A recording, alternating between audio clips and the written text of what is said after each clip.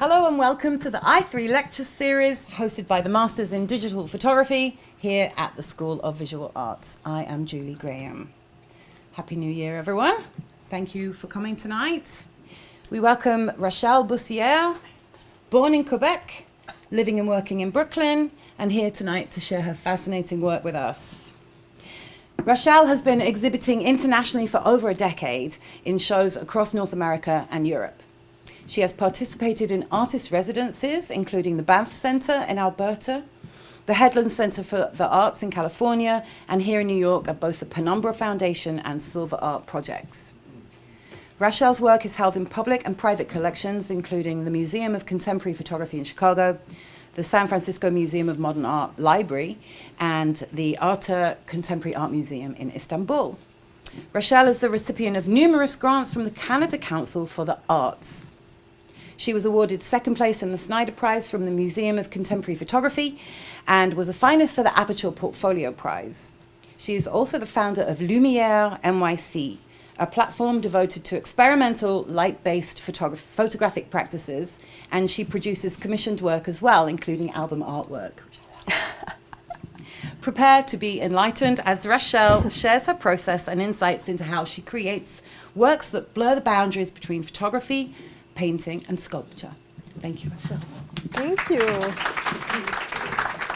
Thank you, everyone. Thank you, Julie, for this wonderful introduction and for inviting me to be a speaker this year. I'm really excited. I have actually never been to SVA, so I'm really happy to be here. Thank you for everyone as well. So my name is Rachelle Bussières. I'm French-Canadian. And my lecture is going to be a bit of a biography, studio, chat. I'm going to talk about my ideas, my struggles, and where I'm at now. So I'm going kind of like back into where I was from. So I was born in Quebec City, and I spent a lot of my time in this place. This is Île-d'Anticosti. So here I am. 6 years old, and so Quebec City is right here, and the island we just saw is this island here. So this is the North Coast. My grandfather was a geographer of this region, so my mother and I spent a lot of time there. And yeah, I feel it kind of like set the tone for what I was interested in, which was being in the landscape, being in nature, and traveling to places that I didn't really know. And I feel this way of traveling and exploring the world has kind of shaped how I work in the studio. So I like starting with this. And so I have entered the photography world a little bit through the back door. I actually was trained as an anthropologist. And so during my 20s, I traveled to different places. For example, I lived in Central America for a year, went to India for 5 months, and I was really interested in anthropology because it was bringing the cultural differences, and learning about different people has always been something that really fascinates me. And so photography for me was a way to enter different communities. And so for, I would say, like most of my 20s, I was using photography as a tool. I was doing photojournalism. And stuff like that. And so when I moved to, this is Northern California, it was kind of like where I reconnected with nature. And I like showing this picture because I feel it has a resonance to this coast. So it was like going from, the north coast, the eastern north coast of Canada to the northern west coast. And when I established myself there, this is when I started doing film photography. So I was really interested into the landscape. But again, I didn't have a real training in photography. So I was learning kind of like by myself for a long time. And then I decided to go to San Francisco to earn my master's degree. And one thing is, as a Canadian person, I didn't really research different universities. I just kind of like went to San Francisco Art Institute because some friends of mine had been there and I had heard some good things. But I just kind of like went there without having a lot of knowledge about photography, but also I didn't really have any expectations. and I didn't know anybody. And so when I started my program, one thing about San Francisco Art Institute is that I love this school. It was a very interdisciplinary school. It was founded by Minor White. So this is Minor White, co-founded by him and Ansel Adams. So there was a lot of emphasis on, American landscape and stuff like that. And so I immediately started to work in the darkroom. But again, I had no real technical knowledge about darkroom photography. So I immediately started to work with paper, chemicals, and the first teacher I had was this painter, Leslie Shows, who was this amazing artist who was working with geology and materials and was really interested in this author. His name is Manuel de Landa, who was all about the materialistic aspect of painting and sculptures and photography. And so she was the first person I worked with. And through working with this painter, I started working in the darkroom as a painter. So I was interested in going to different places in the landscape and just kind of like going into the studio and start experimenting with chemigrams. And again, I had kind of like this impulse to just see where things would go without having a precise idea of like what I was doing. So this is the first piece that I did in my master program that kind of like really set the tone for what I would do after that for 5 years. And at the time, I was also going and trying to like discover different places in California, especially, like I would kind of like go revisit sites that had been photographed. For example, I would go to Yosemite, I would go to the national park, in Utah. And so I was interested in not necessarily having a representation of these historical American sites, but to kind of like explore things that hadn't been explored yet, which was this idea of feeling, very much like being in front of this like grand mystery, right, of this like geological time where things are very disorienting and confusing and makes you always wonder like our place basically in these landscapes. So I was always really into going into these places, but again, I would just go and take photographs, kind of like bird eye point of view.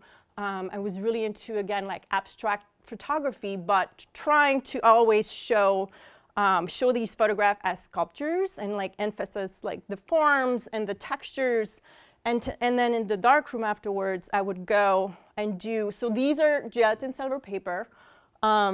And so I would have these photos very close up of rocks, either bird eye point of view or like this side, but I was always trying to like show like, parts of rocks and trying to imagine that they would be like aerial, for example. So this push and pull between like what you can recognize and then where you get lost. And in terms of techniques, this is a technique that I started, while I was in grad school. So this is 2013, and I would have this Mamiya 7, which is a media format, and then I would like take photos of these textures of rocks, and then I would, enlarge them, put them into the developer, and then take them out and put them on the floor. And I was into trying to make this like sculptural rock with more paper and then more materials. And then at the time at SFAI, we had this grad studio with this large dark room, and I was fortunate to be the only one who was using it. So there was just a lot of chemistries in there. It was a total mess. And basically, I would just have like my paper everywhere on my chemistry bucket. And then I also started solarizing. So for example, I would have these photos. So this is like the national park in Utah, the arch. So this is the actual arch here. And these are some of these dripping rocks. And so I would take them out of the developer, and I had plastic, and I had metal, and I had plywood. And then I was like, oh, I wonder what are these relationships between these two materials. So this is what kind of like became my focus in grad school, the uncanny between the synthetic materials, the organic materials, what you can recognize, what you don't recognize. So between, being representation of something, but also being more an abstraction and more material based, I would say. And the colors come from the chemistry. So it was always something that I was into, like thinking about photography in terms of like the ontology of materials, like what is this paper? What else can I find about this material? So really thinking about the silver particles of gelatin silver paper as this like alchemist, like experimentation, like what can I do, So I kind of always felt like a scientist, like an artist who's trying to be a scientist in a way. And it was always this like metallic, that I was always really into. And you start also seeing the colors a little bit, and it's like silver, and then you have a little bit pink. And then I was also fascinated by what's on the other side of the paper, like thinking about the paper as a thickness, as a sculptural surface. And so I started stacking my photos, when I'm putting them into the darkroom, but also presenting them, showing the physicality of the paper. And then at the end, the subject becomes, like the second. It's not really important anymore. It's just kind of like a starting point, because I don't know how to start something that has nothing on it. It's like so hard to start from a blank page. So that was always the starting point for me at the time, was just like having the experience of to the landscape, because I love camping, because this is where I'm from. And then being with my camera and exploring the world, and then going back into the darkroom, and then feeling this disorientation by kind of like not really knowing. I don't know where the outcomes of these prints would. Like, this is still something true in my work in a way. It's like I don't really know what I'm doing, and I don't know what I'm after. Like, I don't really know what the question is, but then this is the answer. And so yeah, again, this is still like my grad school work. I think I just really needed to experiment with this material. So for example, this is the negative itself that I would open during the, when you're like developing like this, I would open it a little bit so it was kind of like burning the image. So I was doing everything that you're not supposed to do. Opening, the canister, turning on the lights while I'm developing, not really finishing the fixing process, leaving it on the floor for 24 hours and just look at, just see what happens, because I don't know, I just wanted to let it go as well. Like this idea of having this perfect technical black and white print just really annoyed me. I just was like, I don't want to get a perfect black and white photo. This is so boring. And also I don't want to wait. It's like waiting. You have to wait 5 minutes, and then 5 minutes, and then 10 minutes, and then 20 minutes. And I just hate waiting, so I just didn't want to wait. This is 30 by 40 inches, by the way. And then this is a mix of having the negative turn, cut, solarize with the canister, and then more paper while I'm developing. After grad school, I was fortunate to get this 1-year fellowship at the Headlands Center for the Arts, which is an amazing residency. It's an old military base right across the Golden Gate Bridge. And so it was perfect because I could go around, I could go with my camera, and I would just gather rocks, take photos of the terrain, and then come back and then just grab all this weird tools and objects that were laying around, because it was just this old military base. So there was also sometimes just spooky studios or spooky rooms with just leftover, I don't even know what it is, and I would just take them back and then paint these objects with fixer and then lay them onto the paper. So it became almost like a printmaking process, if you want. So this is again 30 by 40. So I had a dark room, and then I would just wash on the grass because it was right there, outside, which was really amazing. This is only plastic. So then I did a whole series using old plastic bags and plastic trash. And I was really into how they look very geological. It has something very organic to it. But again, it's like thinking about, you can use all these like synthetic materials and make it look, like a sediment, like a metamorphic rock. So I pushed that work, I would say, for 4 years. And I read more on materialism, and I was like really into like thinking about how matter moves together and thinking about the organization of materials, which is what Deleuze was also talking about. So this is kind of like the extension of like my thesis during grad school. This is still the plastic bag series. So this was my first solo show at Robert Koch Gallery, which is a photography gallery in San Francisco. So this was a year after grad school. So you could see what it looked like.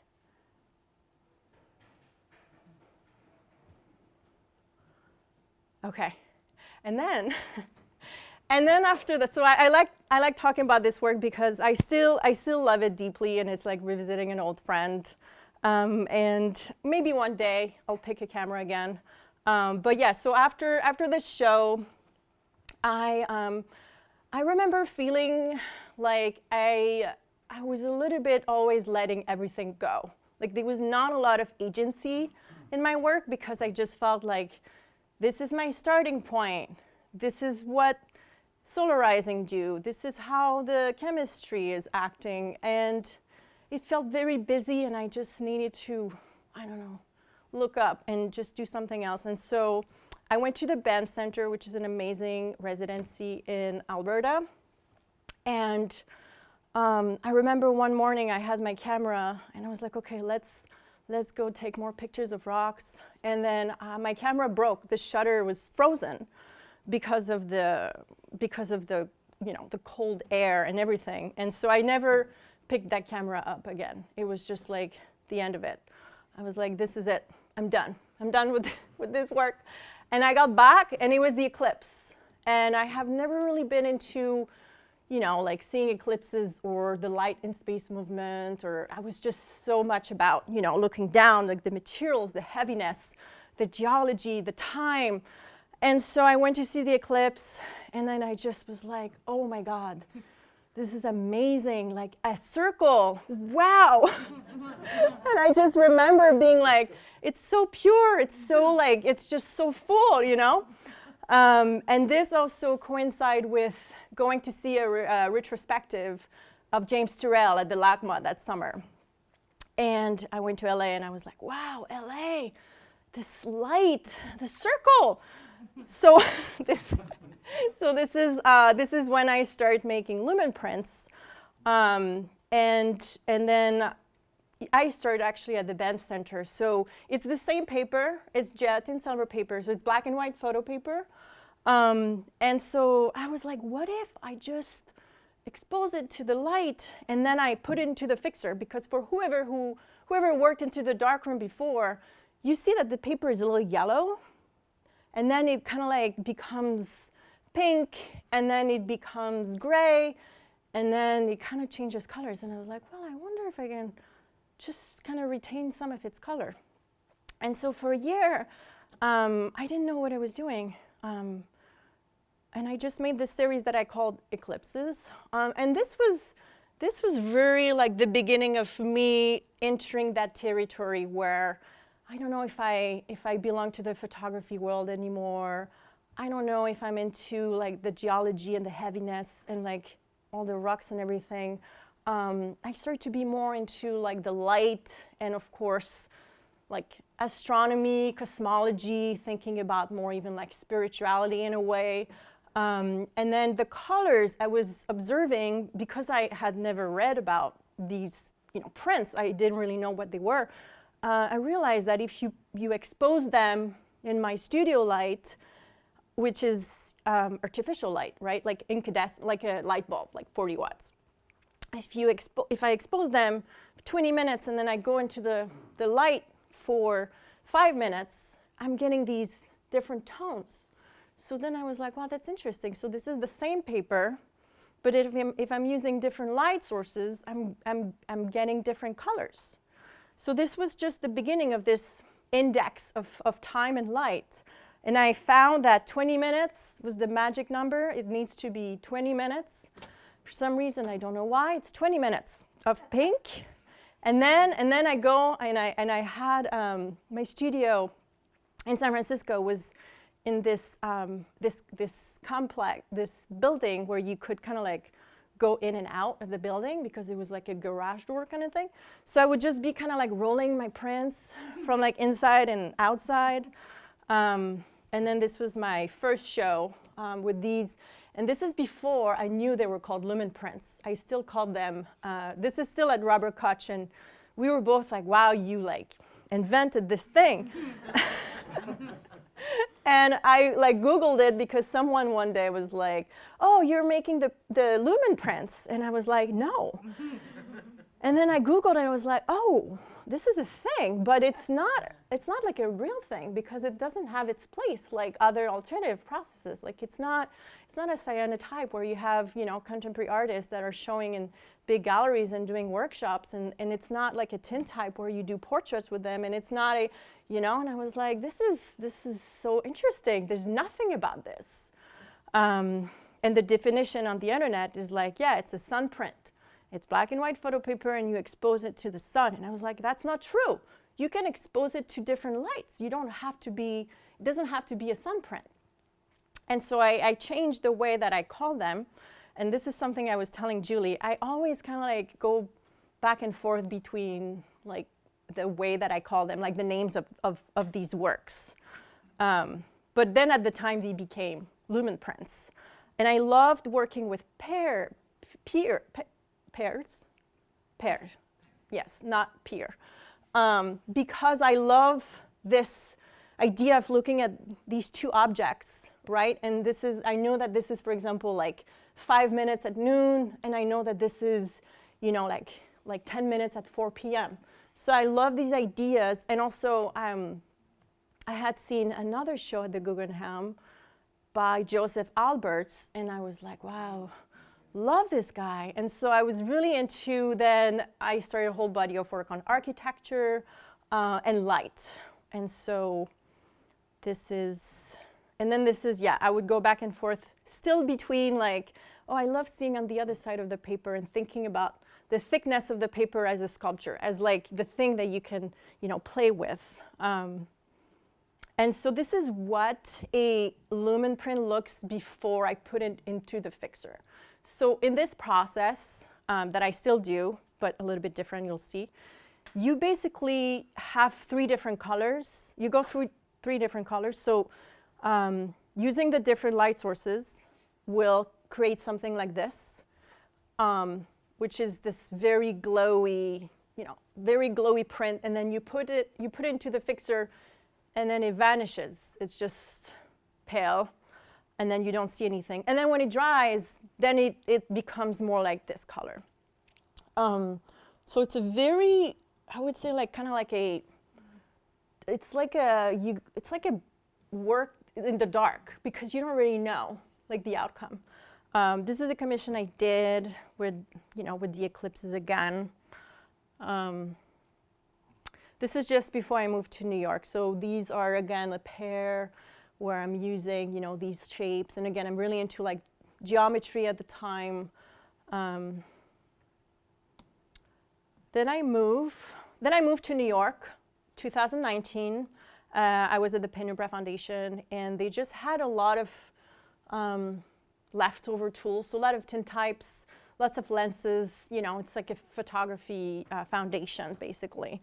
And the one thing also I realized is that the light in New York was different. So like this is just so vibrant, right? It's just very different. And then here, I was like, wow, the light here is so different. So I started a series that I called In Light, Conditions of Time, because I was leaving these pieces with light.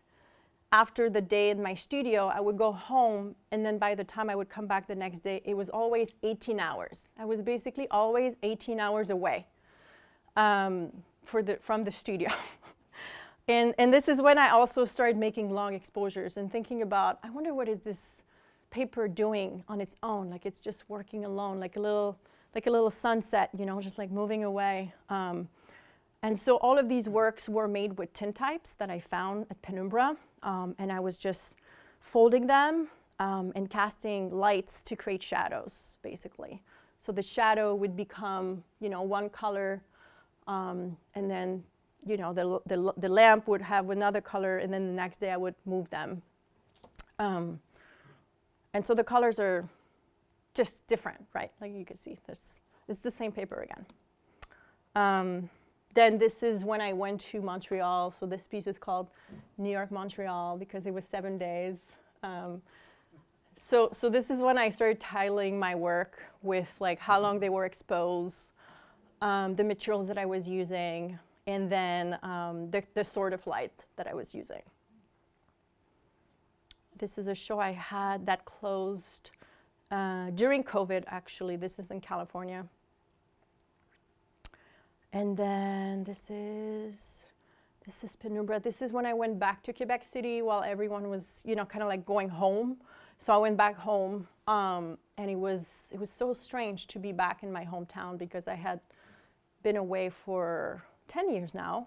So I was back in Quebec City, and it was so crazy to like, you know, be back home. So I just used whatever. This is like this like barbecue cover that I had in my friend's backyard, and so, you know, I was just using whatever I could. And this is a show I had at Penumbra Foundation in 2020.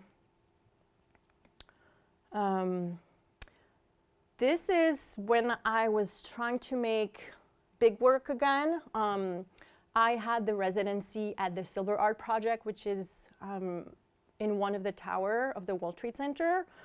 And these studios are so filled with light. It's amazing. You're just like, oh my goodness, it's like 15, you know, feet high. I was so excited to be there, and then I realized that the windows were UV protected. And so I was like, this is crazy. Like it was literally like tasting a dessert that's made with salt. It was just so infuriating. And so this is when I started using black lights, because I was like, I need to have this artificial sun, basically, right? I feel like every time I have a problem, there's a solution, and then this is the beginning of like something new, right? And this is also when I started using, I don't know, do I have another one? Wait, this one. Oh yeah.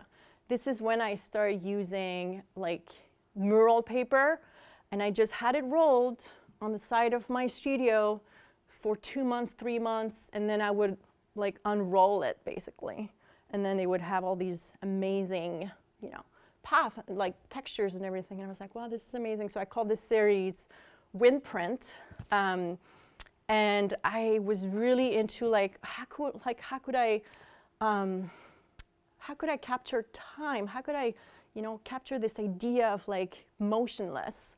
So this is in the series that I started in, and I did that for a little bit of time. But when I have a show, you know, let's say in a university or something, this is when I can show it, because basically there's no, it doesn't it disappear. This is like anti-photo. It doesn't stay like this. At the end of 2 days, it's one color. It's not fixed. It's not a record of anything anymore, right? It's like a performance of time. And so this is this series. And then in this, I did that for a short amount of time, but I was like, I really want to retain these colors, you know, when they're like unfixed. So I did have a period where I was also printing, making like digital printing. And again, all these shapes and everything all made with like these like metal sheets. So like putting these lights and always kind of like casting shadows, creating space, dividing space. But yeah, this as well.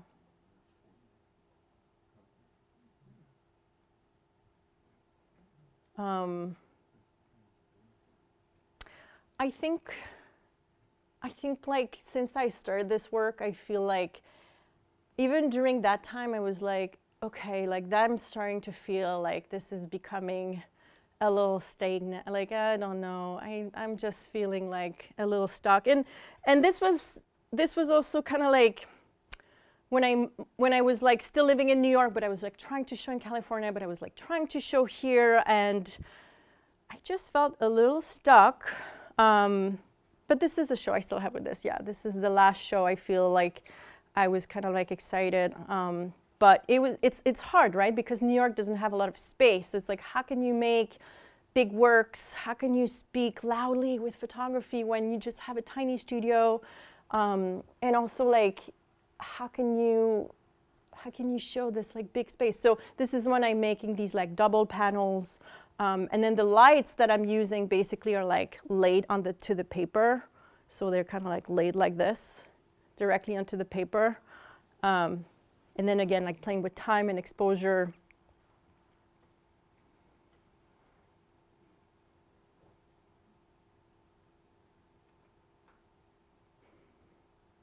Yeah, we're almost getting to where I want to talk about right now. This is 2023. I feel also like the way that I work is like, I don't really have series. I know as a photographer, you're supposed to be working on something for a while, and then you finish the project, and then you work on another thing. I prefer feeling like my work is like this circle in itself. It's just like, I just walk around, I'll be like, okay, now time to revisit the circle, but then with like new additions. And then I, kind of like go around.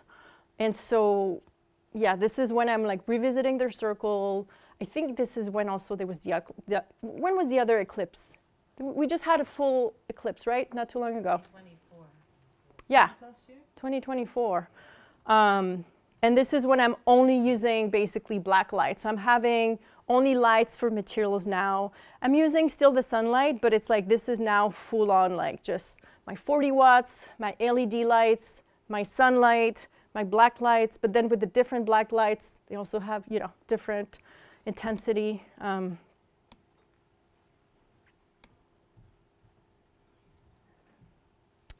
then 2023 is when I feel like I had another major ecological phenomenon. It was the fires from Alberta. I don't know if you guys recall that summer, June 2023. It was so smoky, and then the sun was red, right? So then I was like, it was this other moment, I was like, okay, I'm kind of like done with circles now. I'm done. I just want to do this atmospheric sky. And I started, and this is when I made this piece that I called Sky Prints. And I feel like this was another big departure, I would say, after the initial body of work of lumen prints of the eclipse. And it was also triggered by another environmental phenomenon. So basically during that time, it was for 1 month, I still use different lights, but then I was also using the natural light. And then I started dodging, kind of like as you would do when you're in the darkroom and you have an uneven print, you using dodging or burning with tools to be sure that your print is even. So then I started using this technique with the light itself to like do this like gradient by hand. And then this is a piece that I called Sky Prints. And funny enough, I've never been able to make these colors again. And I really believe that this was because the air was infused with smoke. And I thought it was so interesting to have the Canadian fires from Alberta and then coming and traveling all the way here and having such this impact on us, but also impact on this paper that was basically this living material. This is also when I started printing on glass. So this is kind of like also using, so I had done a little bit of unfixed prints on digital paper, but I was like, it doesn't really make any sense for me to just have that.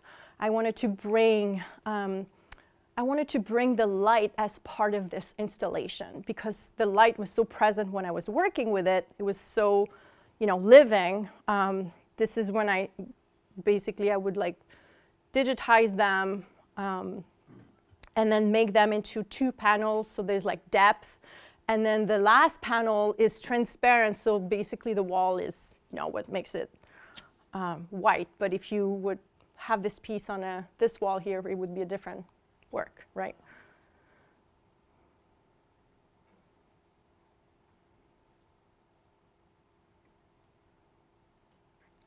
And then this is a piece I did last summer. It was based on my Sky Print series. And I had a studio visit with somebody, actually with Sarah, for those who know her. And she came and she was like, wow, I love this idea of having, all these different colors. And she gave me this idea, like, what if I just send paper to different places in the world? So that's what I did. I commissioned 25 photographers that I had met through LUMIERE, which is my platform where I loved promoting artists, lumen printing artists, because I also was like, I need to bring this technique, not to the world, but I was like, I know there are other people doing this, and I want to, create this platform so we can all share and create a community and root it in historical practices. And so I had met a few photographers this way, and so I commissioned them, and then they used their paper they had, and it became this installation that we did in London, and it was really great. It was like a little festival. We had people coming. There was actually this woman, she came from Florida with her friends. And she had one print. So it was like, basically I made them by continent. So we had here, the bottom is like Canada. Then we have here New York. And then it ends here. Oh yeah, so basically we had Chicago, the Bay Area, but then it goes, we have South Africa, France, and then on this wall is the UK, Australia, and then New Zealand. So it was really great to talk about this project with these people and just to like create this performance. I did give like a little bit of instruction to these artists, but they also kind of like chose their own paper, which became interesting because the wall on the right is the UK, and it's very dark, right? It's very like red, but pretty dark, like these brown paper. I was like, I've never seen this color before. So it was very astonishing, I think, for everybody, because they would just make one print. So it was pretty underwhelming for them. But then we put them together, it became this tapestry. So this was called Air Indexed, and it was last summer. And then this is very recent. This is a solo show I had in Montreal where I printed some of these again, like using old lenses. It was this idea of like revisiting the more like astronomical themes, printing on 2 glasses and having 1.5 to like 2 inches thickness between the plates. And they're really new. This is still around.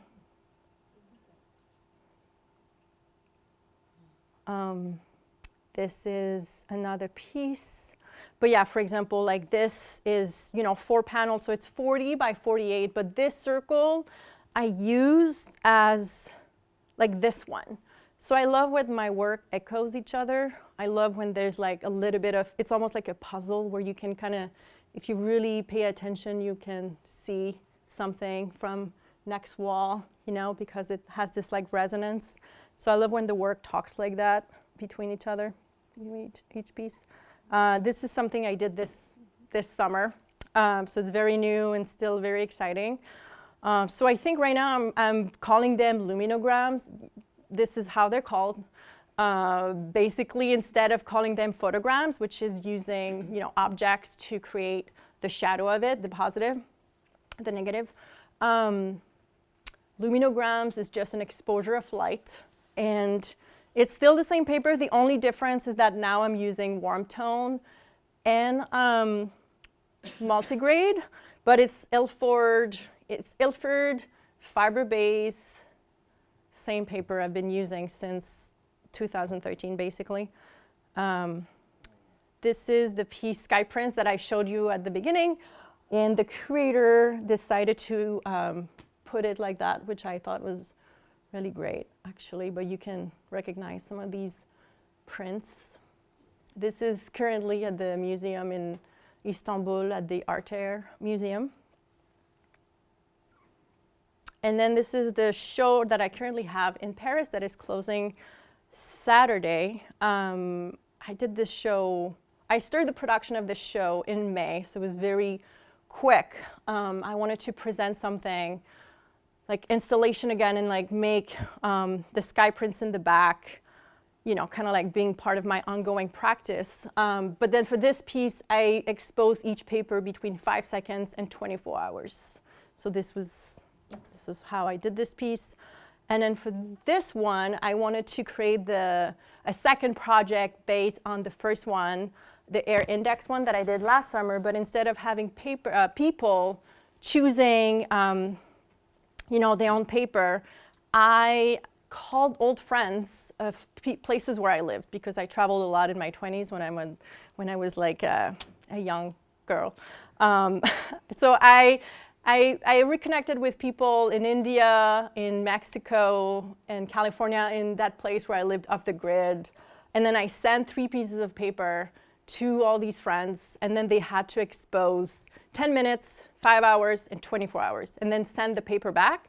And then I processed them back in my New York studio. And it was really fun. It was really great to work this way. I feel like it became kind of like a different way of working, because it's more almost like this like social community project. And these people are not artists. So for example, I had a piece, this one, for example, it had like rain on it, but also the person who was my neighbor in Northern California, she wrote 10 minutes with the date on top of it, because she thought it was the back of the paper. So then we had also like a friend, she put like this one in Paris, she put it on the grass, you know, with her phones, and basically you could see like a little bit the textures of the grass. So all of these things appeared back in New York when I was processing them. And I call them light portraits, and it's based on these different places where I lived. This is another wall from the show. And I think this is maybe where I'm heading right now. So like, this is very kind of like, I would say where I'm heading, which is using light without having an idea of composition, but really thinking about how light inserts itself in like spaces. And so this idea of like inside, outside. So there's still a bit of the circle, but it's like a little more diffuse. And then at this point, I'm only using these lights that I strap my arms on. And I'm literally like on the paper like this. And I'm starting to print like on mural. So then I have to like, I have to find a way to do this, because so far my technique is not totally refined because the paper is so big and I'm like over. But yeah, this is, oh, and this is also another thing that I'm starting working. So these are 20 by 24, which is the format. And it's 64 pieces of paper, and they're based on the media format negative that I would use with my Mamiya 7. And each tiny paper is cut individually, exposed individually. So this is 1 minute. Each of them is exposed for 1 minute with warm paper. This is exposed for 1 minute. And so I'm making all of these series of tiny pieces of paper, all 1 minute. This one is 4 days though, but yeah. So it's all becoming this more atmospheric, minimal, one color kind of thing. And I'm gonna end with this, which is a project I started at the same time I did my air index, but I went on a residency with Brooklyn Darkroom. They have a Winnebago, and basically my proposal was to follow the Appalachian trails and to record the streams at night. So I would go, because the paper is light sensitive, so I would go around 8 p.m., 8:30, and I have this black light, and I'm able to then just go into the water and then trace the motion of the streams. And so each piece was the name of the stream, and I went from, I think it was from West Virginia, and then Connecticut, no, not Pennsylvania, Washington, New York, Vermont? Yeah. So it was like a whole month.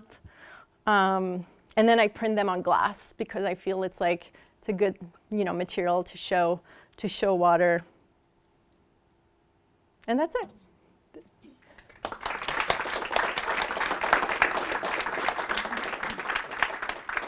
A couple of quick ones. When you print them on glass, are you putting emulsion on the glass and then exposing it? What is it that's making what is it that's being exposed on the glass? There's nothing that's been exposed on glass. It's exposed on the paper. I've tried that technique though, and it's still becoming just black and white. So how do you get it from the? I scan them. Pardon me? I scan them. Scan them scan. and then print it on And the glass. then we use a UV printer. Yeah. Which it makes sense conceptually, and I'm okay with that because it's this black light printing. So I think there's a resonance, but yes. What I'm looking at right here is Yes, ink from a UV printer. Yes. Okay. Yeah. Where does the thing I still am not entirely understanding is that in the lumen print, you're exposing it to light. Mm-hmm.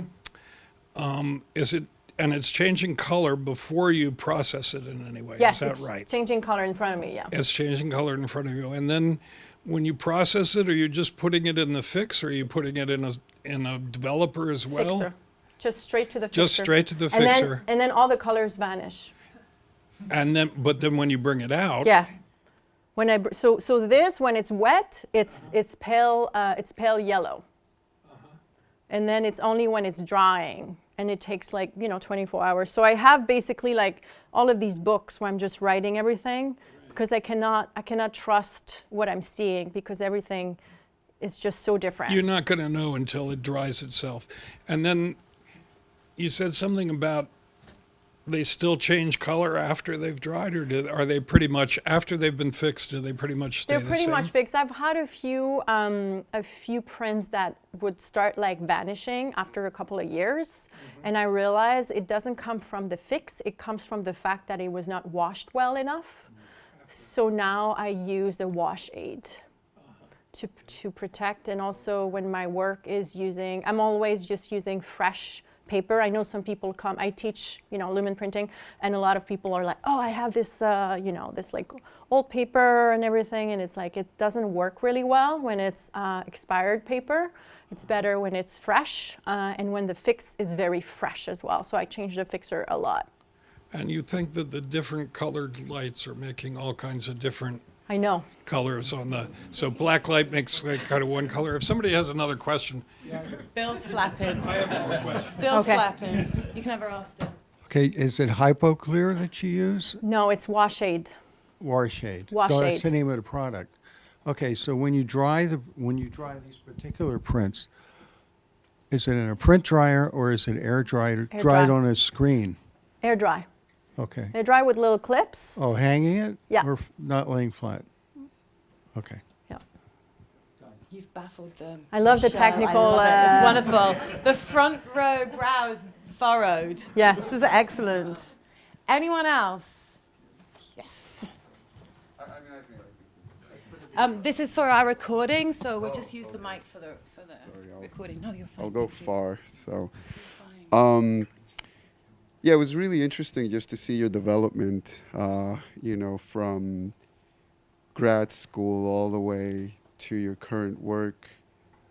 And I guess what I'm interested in asking is more about the process as an artist in the constant state of the unknown and the unfamiliar. It just seems that there's two trajectories to artists. One is you find what you like, what you're interested in, and you might stick to that forever as an artist. And then there's the other process, which is a constant state of the unknown and the uncertain. So when you think about your work, are you consciously running away constantly from what is familiar and trying to find something new and how you see the world around you? Or is it that you just want to explore new ways to consider the things that are familiar to you?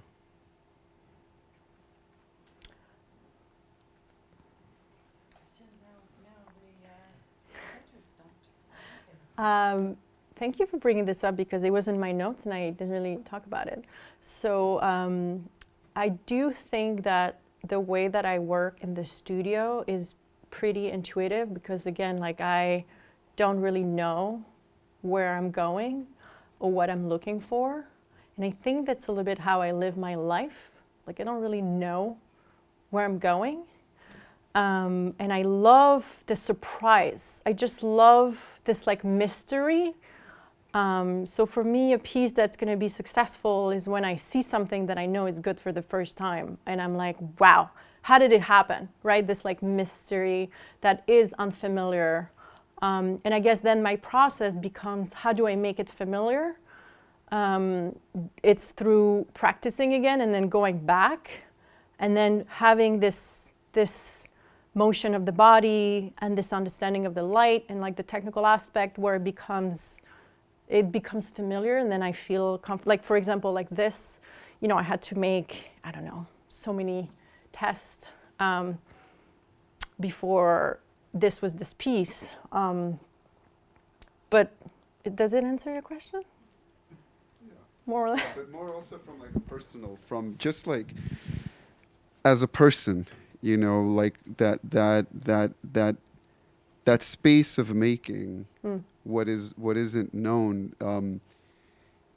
It's just more of like where does that come from for you as you know, like is it the constant curiosity that just leads your your process?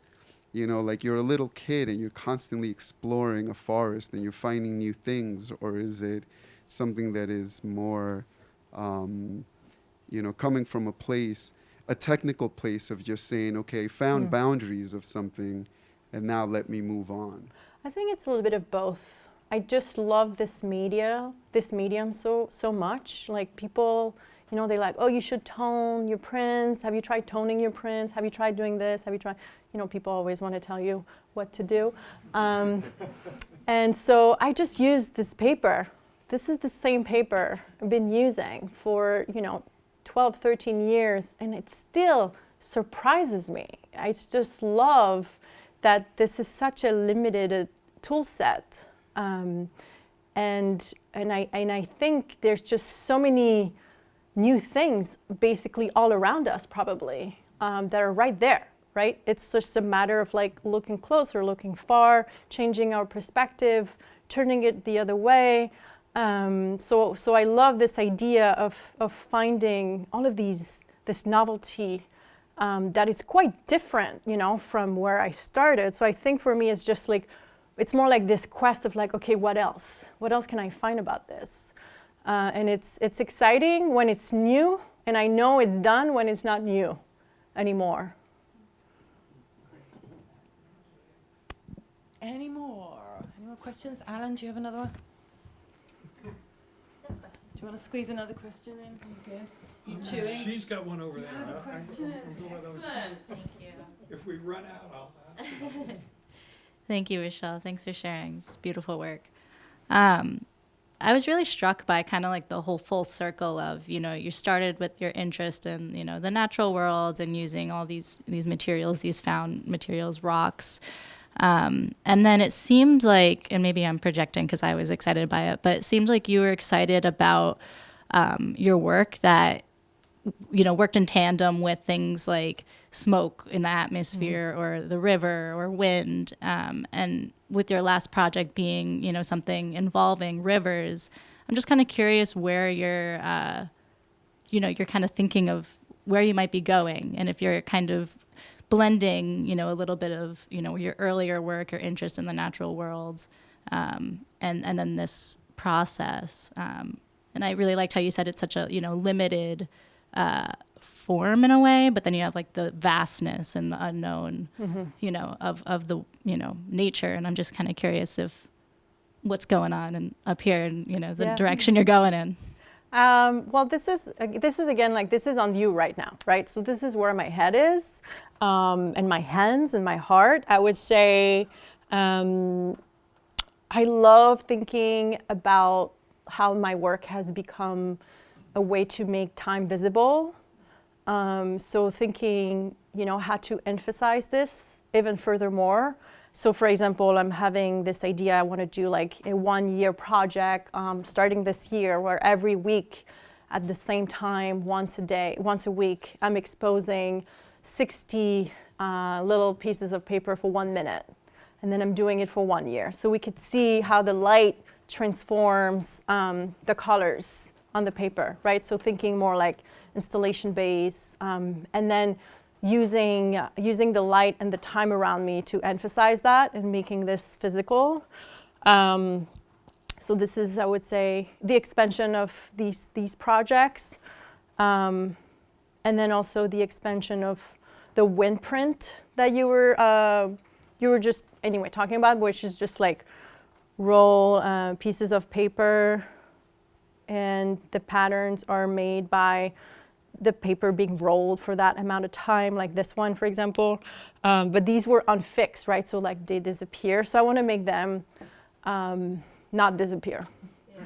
So I think that's one of my goals. And then I feel like now that I understand how to have such a pretty good understanding on like how to move my hands every second to make a smooth gradient, I want to work really large. I want to be able to make, much larger work. Because again, it's like processing the paper, and then having your body as the limit. So I want to see if I can find ways to maybe have the paper more like, instead of being laid down, more like, on the wall. And so I can just go walk around. So push the limit of like my arms and my body. Fabulous. Thank you so much. Great. Those are large prints? Yes, those are quite large. It's just, this is the 42 inches roll, and it's probably like 60. So either you need a really large copy camera, or a 4x5, an 8x10, or a 16x20 To process them? to photograph it. Oh, yeah. You mean to document them? Yeah. Yeah. You want that, I mean, how else are you going to save those if? No, I'm saying that I want to make these, but fix them. Basically work on the colors and the time. So instead of having them as like performances of time where they disappear, I want them to be as stable as, as these.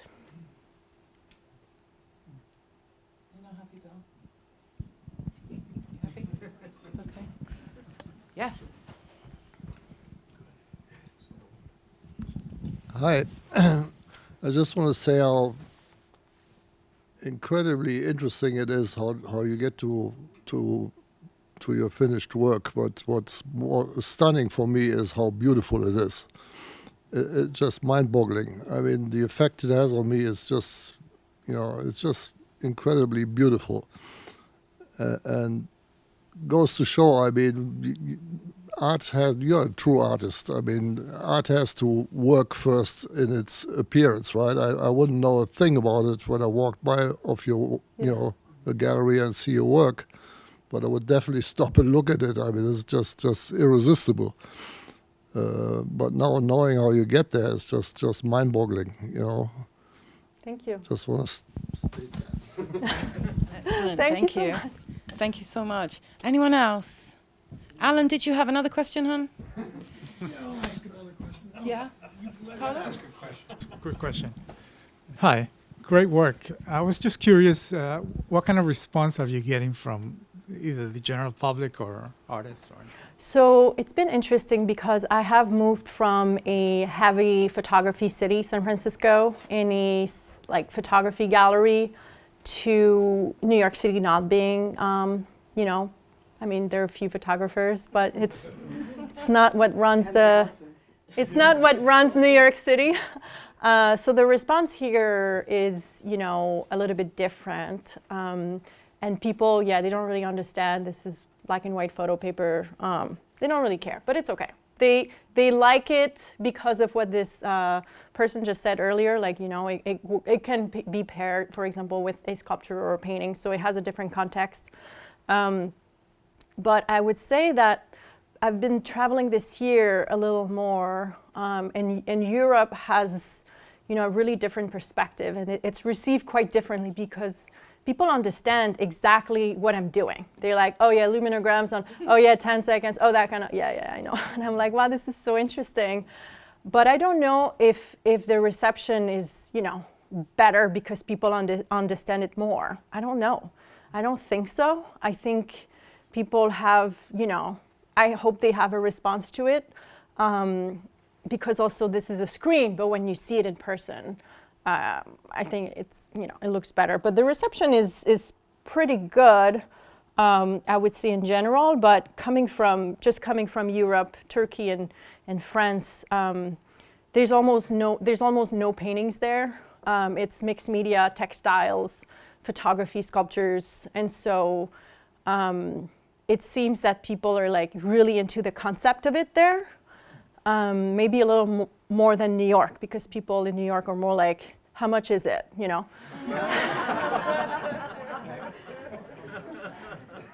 Yeah.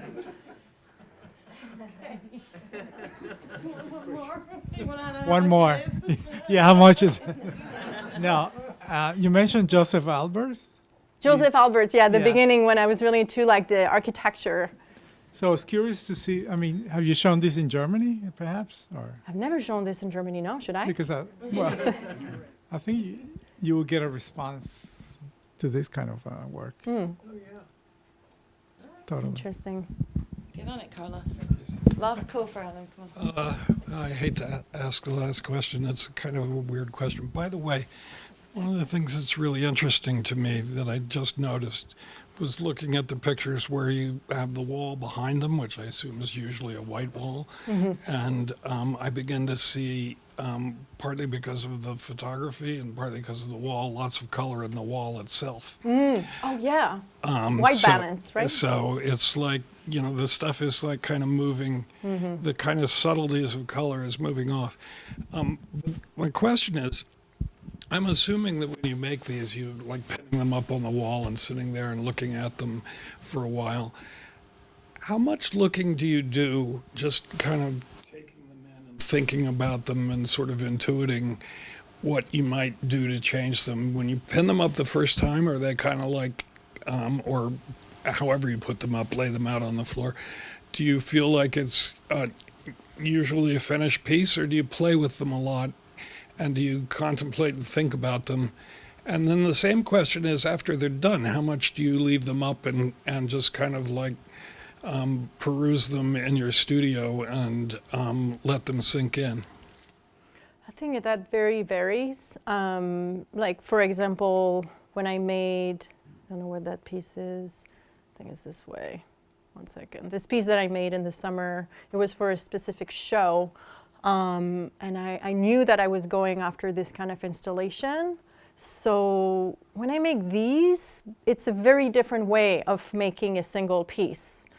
And this is something that has been since 2023, where I'm kind of like making a piece with multiple pieces and finding the rhythm.